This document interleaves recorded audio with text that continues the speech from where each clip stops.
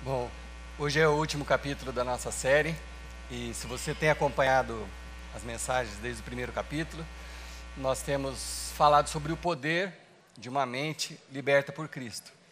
Se você não teve a oportunidade de assistir alguma das mensagens, a gente tem um canal no YouTube da Capela e todas as mensagens estão lá. Então, talvez fosse bom para alguns que se conectarem hoje para acompanhar o que a gente estudou até chegar no ponto que nós estamos chegando hoje, né?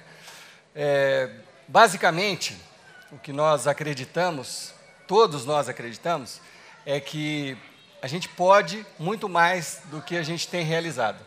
Que nós temos um potencial em nós mesmos, ou externo, de ter uma performance melhor na nossa vida, de sermos pessoas melhores, de sermos estudantes melhores, trabalhadores melhores, pais melhores. Então, há um potencial em cada um de nós que, às vezes, fica oprimido, que não se desenvolve. E nós temos uma série de recursos hoje em dia. Então, por exemplo, temos falado aqui desde o primeiro dia dos livros de autoajuda, de pensamento positivo, que são coisas bacanas também. Então, você adquire um livro que te ajuda a pensar diferente para conseguir resultados diferentes, né? Todo mundo já ouviu essa frase. E você investe naquilo e faz as práticas que estão ali no livro. Mas esse livro ele tem um prazo de validade, até sair o volume 2 ou volume 3, e aí você tem outras práticas e assim, você não resolveu o seu problema. Nós temos a biomedicina, falei também desde o primeiro capítulo aqui. Hoje em dia é muito fácil você achar medicamentos para melhorar a sua performance, legais e ilegais. Vamos nos concentrar nos legais, que são as drogas que você encontra na farmácia e tudo. Nós temos aqui vários representantes de laboratório. Então, assim, o que se propõe? Que se você usar certo tipo de medicamento, você vai estar mais alerta, você vai estar mais descansado, você vai dormir melhor, sua depressão vai diminuir o efeito sobre você, e você vai melhor num teste, numa prova.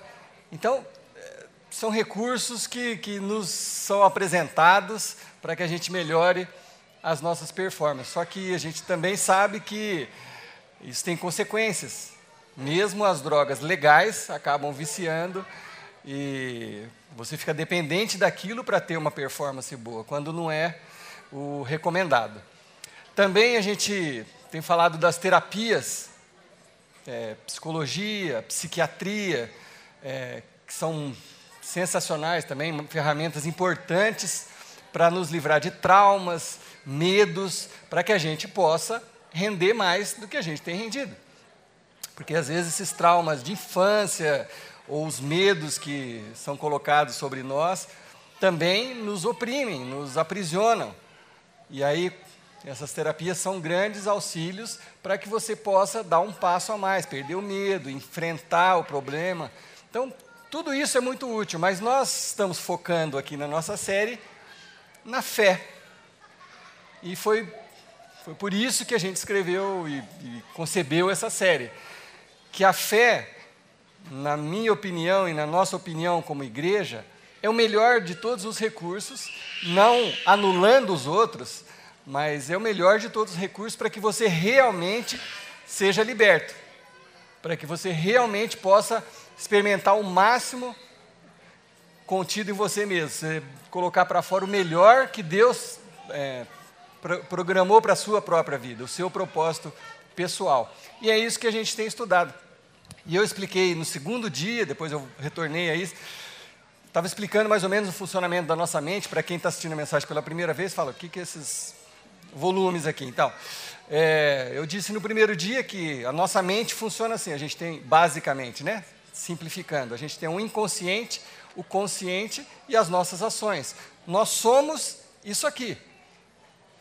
Nossos sentimentos, nossa criatividade, nossas emoções são todos aqui no nosso inconsciente, que é muito maior do que a nossa região do consciente. O nosso consciente filtra, porque a gente não faz tudo o que a gente pensa ou imagina.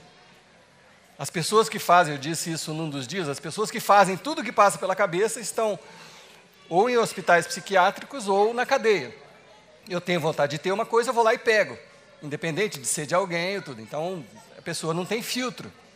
Então, nós temos um filtro que é o consciente. E esse filtro, meu e seu, determina as nossas ações. É isso aqui que vai determinar o que vai ser aproveitado do inconsciente e vai se transformar em ação. E você é conhecido pelas suas ações. Você não é conhecido pelo seu inconsciente ou pelo seu consciente. Você é conhecido pelas suas ações. Você é aquilo que você faz. Então, nós temos dito desde o primeiro dia também, a forma como você lida com esse consciente, e a gente propõe nessa série que esse consciente seja dominado por Jesus Cristo, a forma como você filtra o que acontece no seu inconsciente, muda as suas ações e melhora os seus resultados em todas as áreas da sua vida. É isso que a gente explicou. Bom, nós demos um exemplo em especial nessa série de uma das pessoas que foi transformada pela transformação da mente, que é o de Pedro. A gente costuma falar muito aqui do apóstolo Paulo, porque ele escreveu a maior parte da Bíblia, tudo, mas Pedro é um dos discípulos de Jesus com a história mais interessante. Pedro era um cara extremamente simples, mas muito simples. Praticamente analfabeto, um pescador que viu Jesus e Jesus falou, siga-me, e ele decidiu seguir a Jesus. E quando ele tomou essa decisão de seguir a Jesus, ele entrou numa jornada que nós, no linguajar da igreja, nós chamamos de discipulado. Tanto que Pedro era um discípulo. Oba! Pedro era um discípulo, então ele entrou nessa jornada de um discipulado. Na medida que Pedro foi conhecendo a Jesus e fazendo o que Jesus ensinava, Pedro foi libertando a sua mente, seu corpo, as suas emoções e tudo, e foi experimentando coisas que estão disponíveis para cada um de nós. O próprio Jesus disse isso. Vocês fariam coisas que eu fiz, ou até muito mais. Jesus falou isso. E Pedro experimentou isso. Ele era um homem comum como eu e você. Mas Pedro, num determinado momento, ele andou sobre as águas. Alguém mais aqui já andou em pé sobre as águas? Eu não vou levantar a mão. Levantou a mão? Não, só coçando a cabeça. Acho que ninguém. Pedro venceu a física, né? Extrapolou, andou sobre as águas, seguindo Jesus. Pedro curou pessoas, paralíticos. Um paralítico na porta do templo pediu esmola para Pedro. Pedro falou, olha, dinheiro eu não tenho, mas o que eu tenho eu te dou. Levanta e anda. O homem há 38 anos, numa maca, levantou e saiu andando e pulando. Pedro, num determinado momento, orou sobre o corpo de uma mulher morta e essa mulher ressuscitou. Vocês estão entendendo o que eu estou querendo dizer? Pedro era um homem comum, como eu e você. Pedro não era um anjo, um ser de outro planeta, ou um raio acertou a cabeça dele e ele virou um milagreiro. Nada disso, era um homem comum, cheio de falhas, que no dia da crucificação de Jesus, já estava fazendo discipulado há 3 anos, naquele dia ele ainda negou Jesus de novo. Mas quando ele viu Jesus ressuscitado, Pedro mudou definitivamente, se tornou um cara ousado, corajoso, tão corajoso que quando perseguiram Pedro para matá-lo, depois de alguns anos que Jesus tinha subido ao céu, condenaram Pedro à morte. E disseram assim para Pedro, aquele homem que negou Jesus, aquele que tinha medo de falar que ele era amigo de Jesus. Chegaram para Pedro e falaram, você vai ser morto, e só porque você não negou Jesus, percebam, porque você não negou Jesus, então nós vamos te matar igual Jesus, vamos te pregar numa cruz também igual seu mestre, ok para você? Ele falou, não gente, por favor, não façam isso, eu não sou digno de morrer igual Jesus. Se vão me crucifique de ponta cabeça. Sabiam disso? Pedro morreu crucificado de ponta cabeça, porque ele não se achou digno de morrer crucificado igual a Jesus. Esse homem, que tinha medo, trauma, impossibilidades, teve a mente liberta por Cristo e se tornou um grande homem na história da bíblica.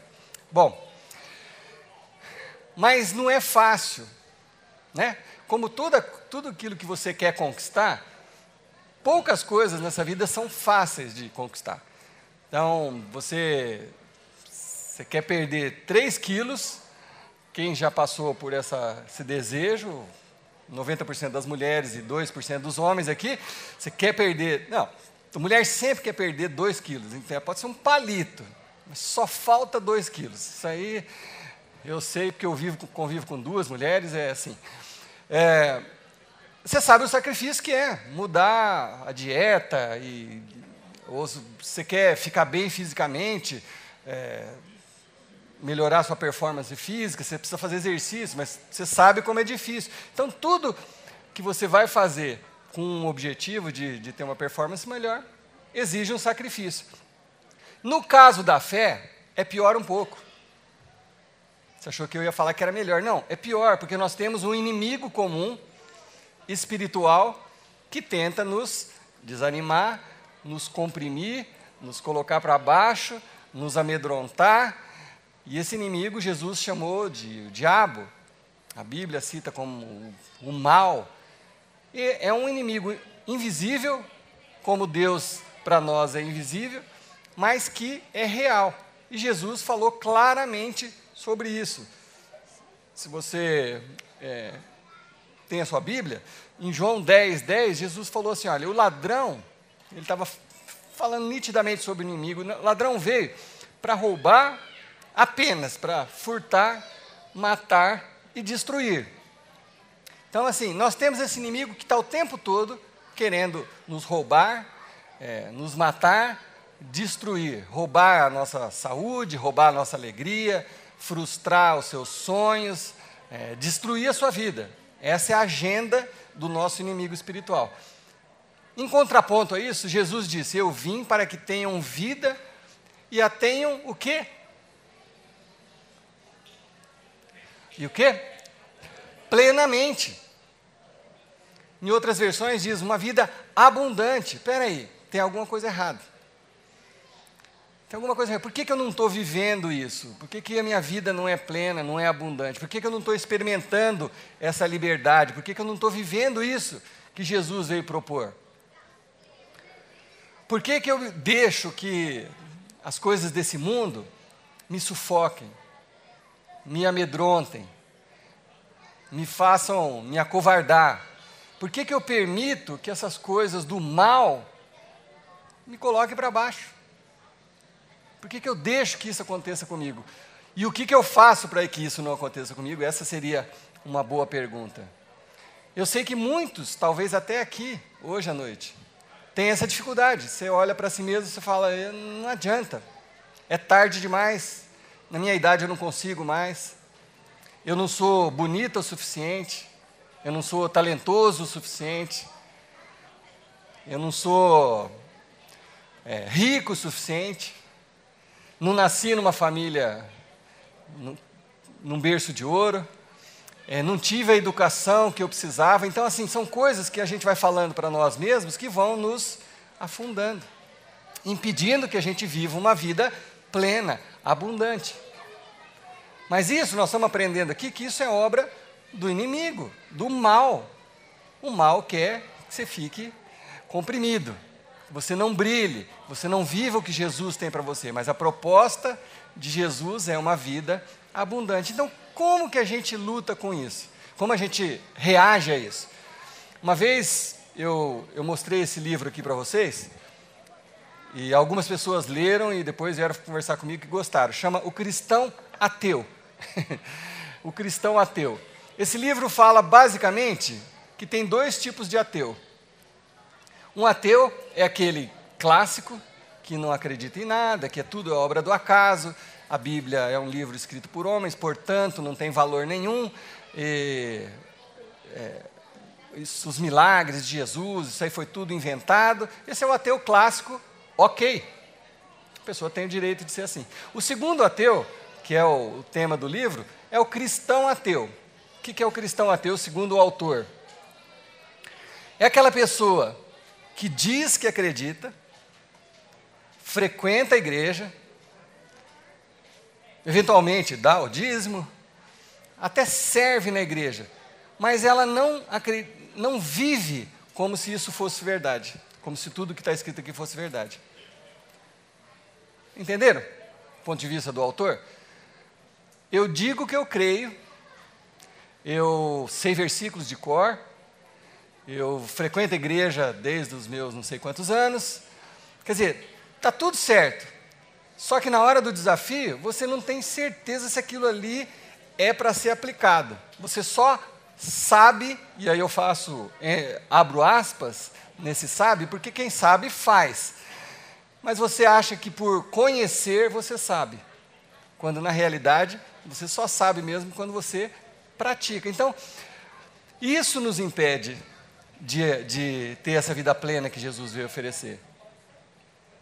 Essa falta de fé de que o que Jesus ensina é aplicável e dá resultado. Portanto, se eu fizer o que está aqui, o que Jesus ensina, eu vou conseguir aquilo que Jesus diz que eu vou conseguir. Deus é aquele que cumpre o que Ele falou. Ele cumpre as promessas dEle. Então, esse que é o nosso dilema. Então, como que a gente resolve isso? Como que a gente se liberta? Como a gente vive a vida plena? E já vou abrir um parênteses já. Vida plena não significa vida sem nenhum problema. Ninguém está falando disso. Eu falei um pouquinho com mais detalhes disso em uma das mensagens. Ninguém está falando que a vida plena é uma vida na Disney, né? Aquela vida cor-de-rosa, onde tudo... Ninguém está falando disso. Nós estamos falando de uma vida cheia da fé na sua fé em Cristo. A base da sua fé em Cristo te fortalece em qualquer situação. Essa que é a vida plena. Seja dificuldade, seja alegria, você está sempre forte, sempre encarando, sempre passando. Você sabe que ali na frente vai ser melhor. É uma vida cheia de esperança num mundo que está desesperançoso. No mundo onde a maioria das pessoas não tem esperança, é isso que Jesus vem nos propor. Então, como que a gente resolve isso? Sendo um cristão e não um cristão ateu. Sendo um cristão que coloca em prática o que Jesus ensina. E o que Jesus ensina? Vamos ler uma passagem que está lá em Mateus, no capítulo 6. Jesus ensina uma série de coisas, mas aqui ele fala de uma forma muito interessante sobre foco, sobre aonde deveria estar a nossa atenção. Muito, muito interessante. Se vocês não puderem anotar agora, nas suas casas, leiam esse capítulo todo de Mateus 6, é muito interessante. Mas eu vou começar lá no versículo 19, onde Jesus fala o seguinte: não acumulem para vocês tesouros na terra, onde a traça e a ferrugem destroem, e onde os ladrões arrombam e furtam.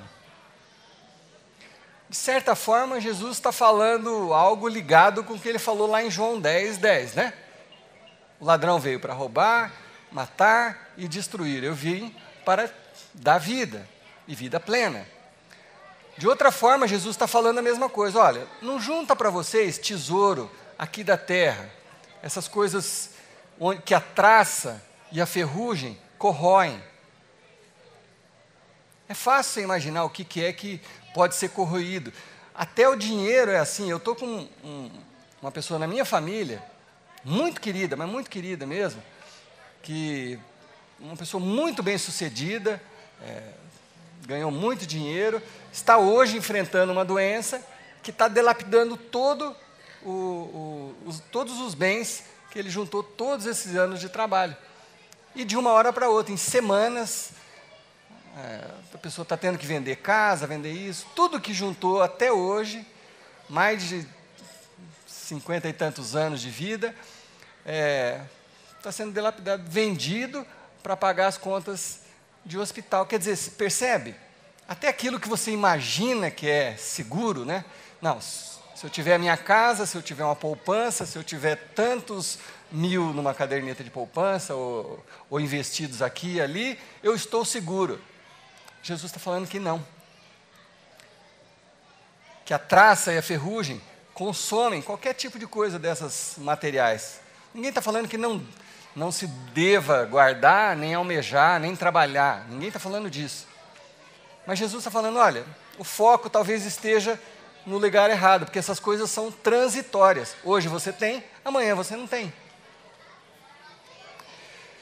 Mas acumulem para vocês tesouros no céu, onde a traça e a ferrugem não destroem, e onde os ladrões não furtam, não arrombam nem furtam. Jesus está falando assim, ó, existem coisas onde você deveria colocar a sua atenção, existem coisas onde deveria estar a minha e a sua atenção, que são mais duradouras do que apenas bens, ou isso, ou aquilo. São coisas que você não perde, nunca. Independente das circunstâncias, você não perde. Então, nessas coisas que você deveria colocar o seu foco. E quando Jesus fala isso, e em muitas vezes que ele vai ensinar, ele fala que são as coisas do reino de Deus. Sempre que Jesus está ensinando, ele fala isso. Ele dá um exemplo aqui, ele fala, ó, no reino de Deus as coisas funcionam assim. Ou seja, é assim que você deveria fazer se você quiser colher os resultados melhores. Ter uma performance melhor. É assim que as coisas são no reino de Deus. Mesmo que o mundo e as pessoas que você costuma escutar digam o contrário, se você é um cristão, um seguidor de Jesus, é isso que você deveria fazer. É isso que Jesus nos ensina. E ele ainda fala uma coisa que os cristãos ateus não acreditam. Jesus fala assim, pois onde estiver o seu tesouro, aí estará o seu coração. Eu imagino que muita gente já conhece esses versículos de Mateus 6, e talvez até de cor. Mas vamos voltar só um pouquinho no que eu estava falando. Conhecer é colocar em prática. Não é saber de cor.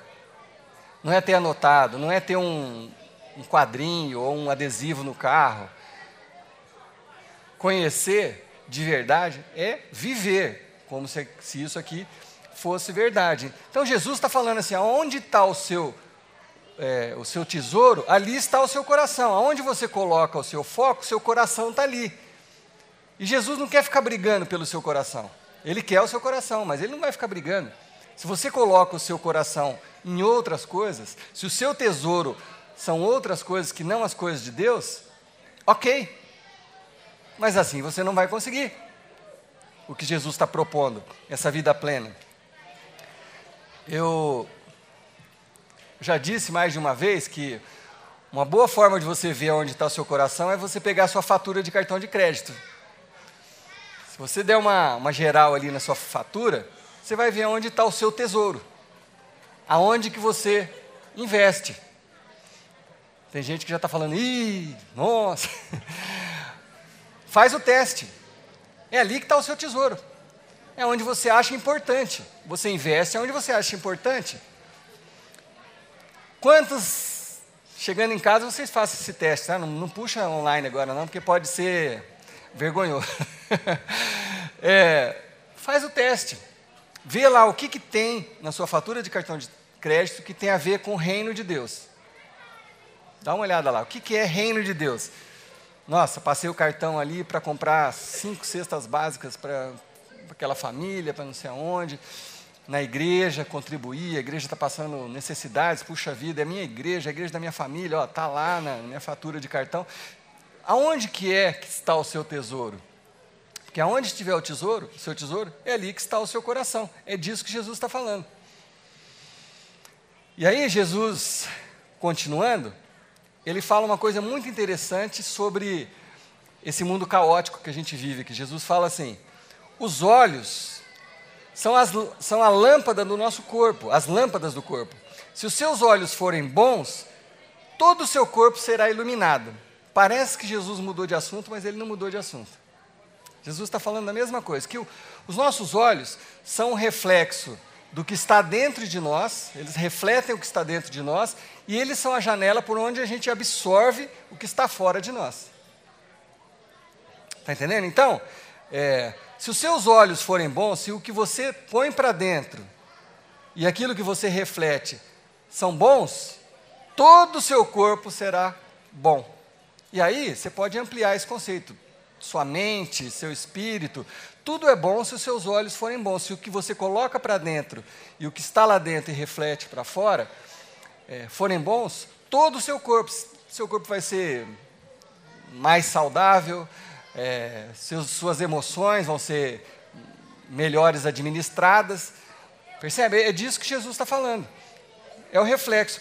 Por outro lado, Jesus fala, mas se os seus olhos forem maus, se o que você coloca para dentro, se é onde está o seu tesouro, que é aquilo que você coloca para dentro, se o que você coloca para dentro, ou aquilo que reflete o que está dentro de você, for mal, todo o seu corpo será mal. Por isso há entre vós doentes, pessoas sofrendo, amargura, mágoa.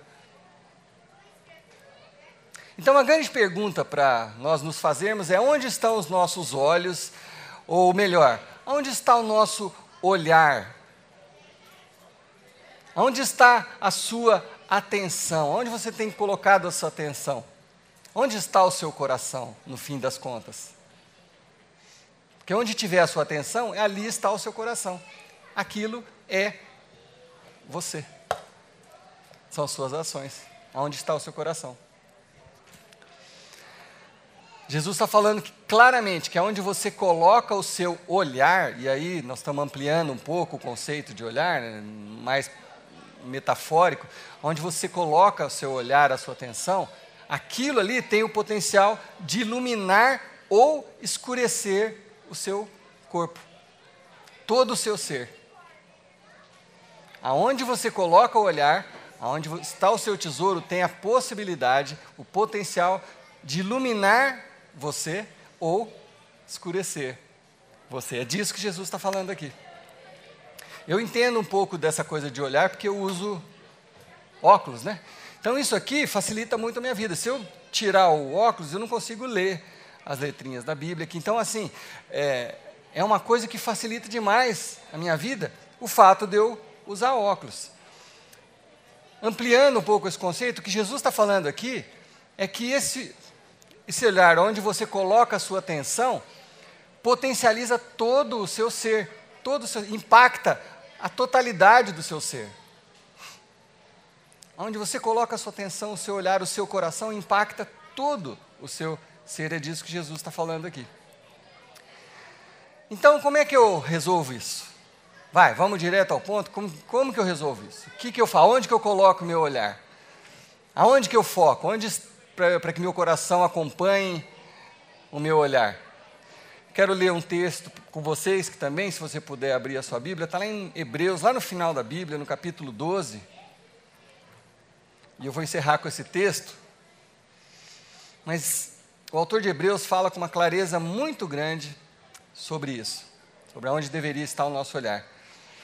Hebreus 12, versículo 1, diz o seguinte: portanto, também nós, uma vez que estamos rodeados por tão grande nuvem de testemunhas, o que a gente devia fazer? Livremo-nos de tudo o que nos atrapalha e do pecado que nos envolve e corramos com perseverança a corrida que nos é proposta.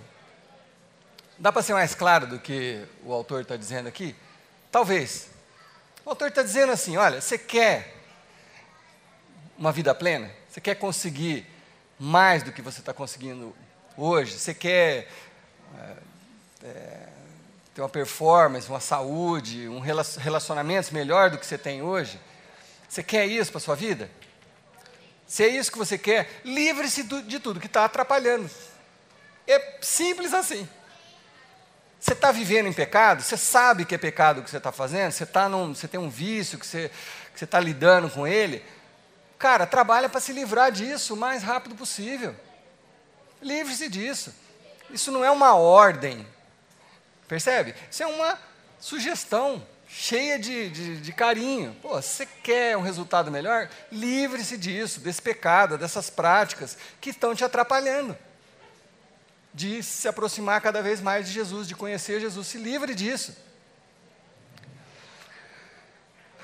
Faz o que então? Onde que eu coloco a minha atenção? Tendo os olhos fixos em Jesus, autor e consumador da nossa fé. Quer dizer, onde que deve estar o nosso olhar?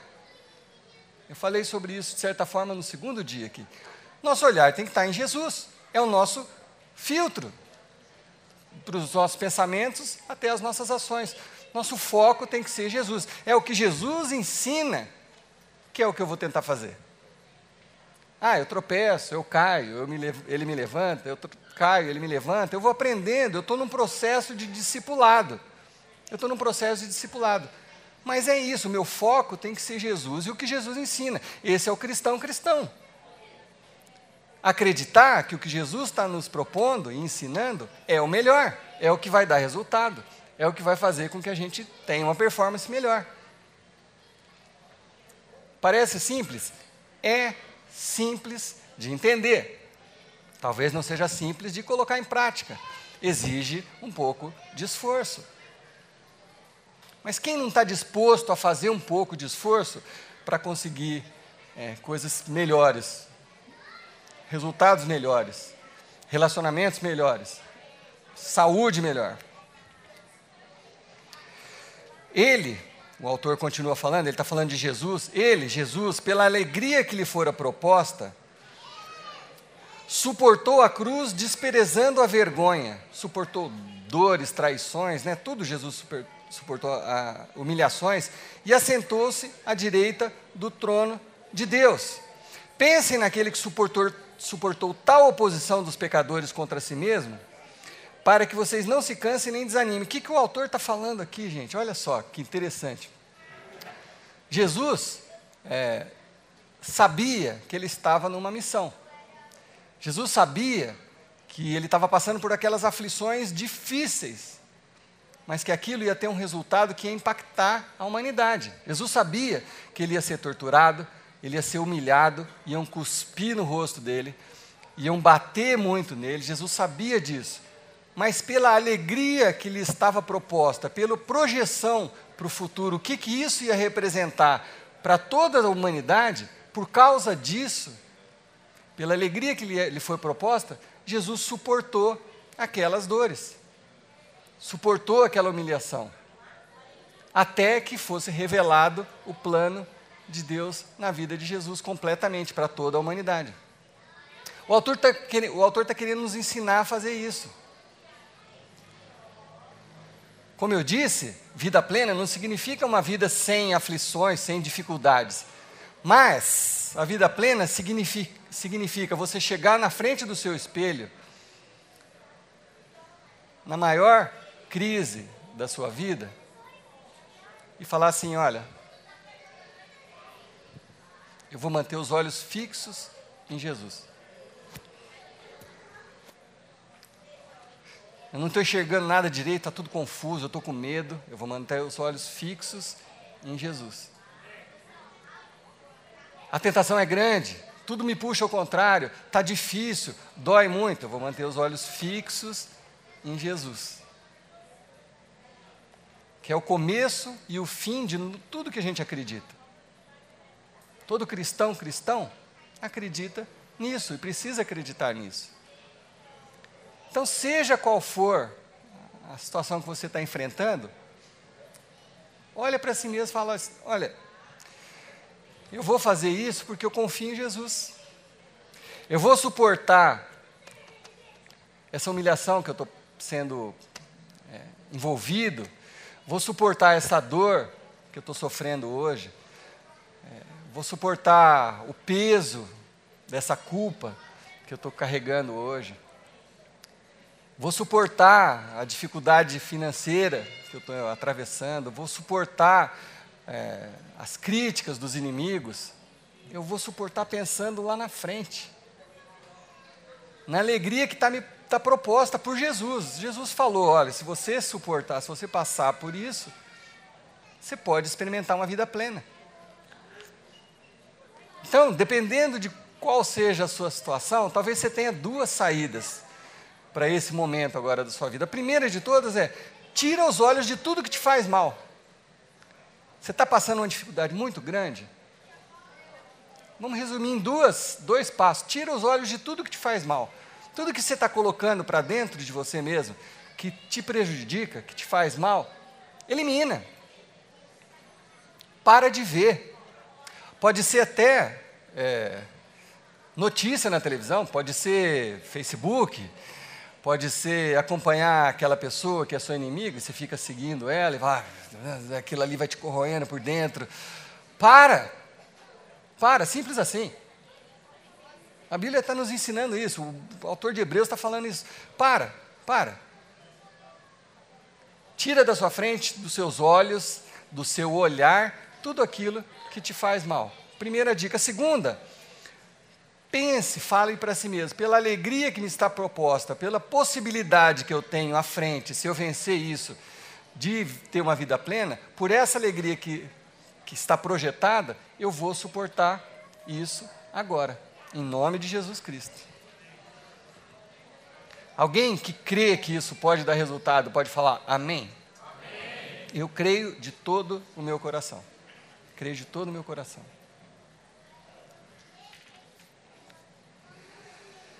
E para concluir, quero ler um último versículo que está lá em Gálatas 5, que diz o seguinte: para a liberdade Cristo nos libertou. Jesus veio exatamente para nos libertar. Foi isso que a gente viu durante os 4 capítulos dessa série. Permanecei, pois, firmes. Se você crê e se você recebeu essa liberdade, fica firme nisso. E não volta atrás. E não vos dobreis novamente a um jugo de escravidão. Se Cristo vos libertar, verdadeiramente sereis livres. Isso é promessa. Então, daqui para frente, queridos amigos, irmãos, daqui para frente, sempre que você tiver um desafio, mantenha seu foco, a sua atenção, seu olhar em Jesus. Deixa Ele ser o filtro entre o seu inconsciente e as suas ações.